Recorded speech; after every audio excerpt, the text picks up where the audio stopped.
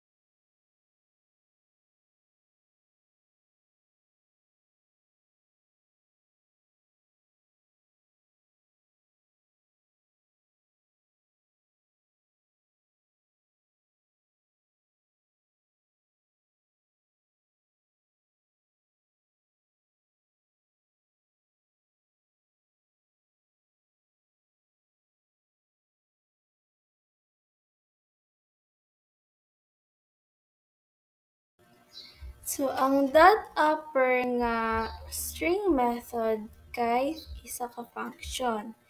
Kini siya nag-return og uppercase version sa string.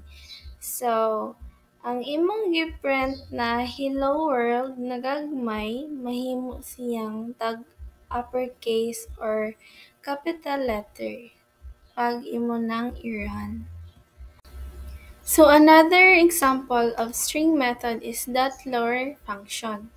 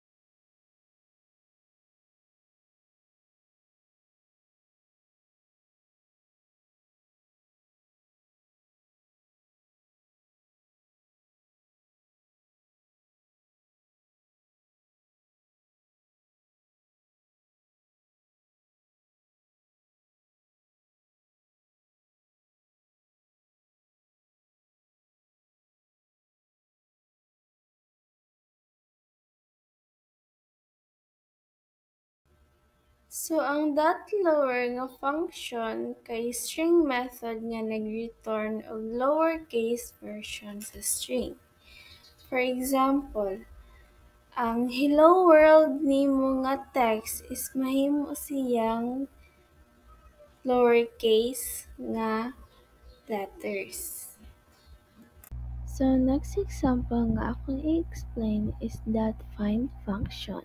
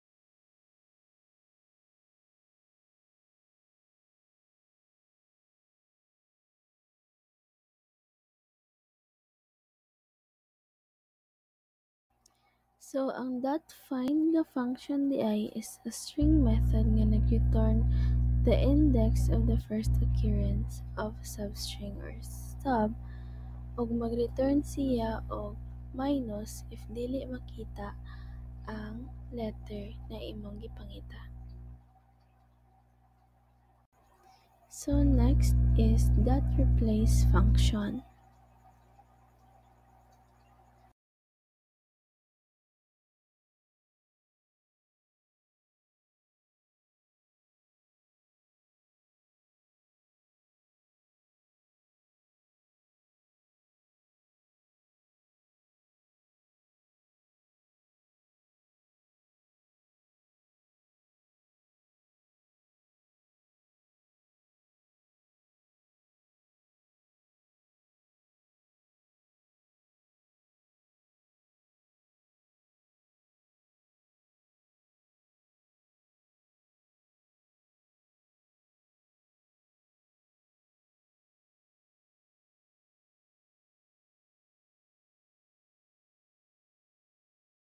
So ang dot replace di ay nga function is a string method nga nag-return og new string where all occurrences of substrings all are replaced with another new. So ang karaan is ma-replace og bag-o. So last example is dot strip function nga string method.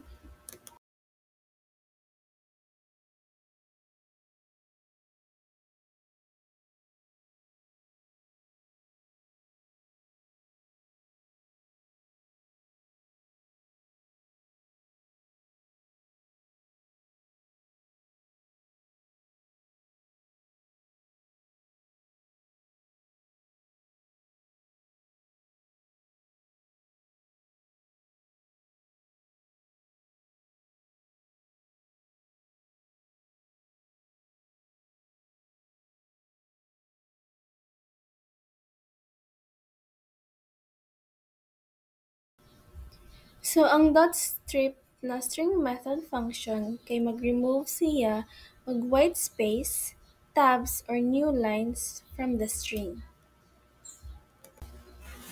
So now let's move to another topic, the basic modules classes. In Java, ang class scanner sometimes referred siya as a module scanner. Dili siya built-in features, pero common pattern siya nga ginagamit sa frameworks ug tools nga makita nimo diretsyo sa classes sa package. So, the scanner class in Java kay part siya sa java.util package. It is a string using regular expressions. Common siya na ginagamit for obtaining user input and can also read data from files. In Python, input from the user is typically done via the input function, not a module named scanner like in Java. So ang first natong buhaton is mag-import ta og java.util. Niyang atong gamiton na package is scanner. And public class main ang atong ingalan sa atong file. O public static void kay para ma-return siya. Sa line 5 is mag-create ta og scanner object. Ang atong pangalan sa scanner is AI. Sa line 7 is mag-print ta og enter your name literal. Sa line 8 is nag-create ta og string which is ang atong variable name sa string is name. Tapos equals AI dot next line. AI atong gibutang kay mao may pangalan sa atong scanner. And ang next line mo'y mag-handle sa gi-input sa user. Sa line 10 is nag-print na pud siya og hello nga literal og gi-concatenate ang name. So ang mugawas nga, so pag imo na i-run, ang ang gi-input sa user is maoy mugawas. So next is example sa Python. Nag-create ta og name, string name, which is ang pangalan sa atong string is name. And then nag-input ta and nag-print og enter your name nga literal.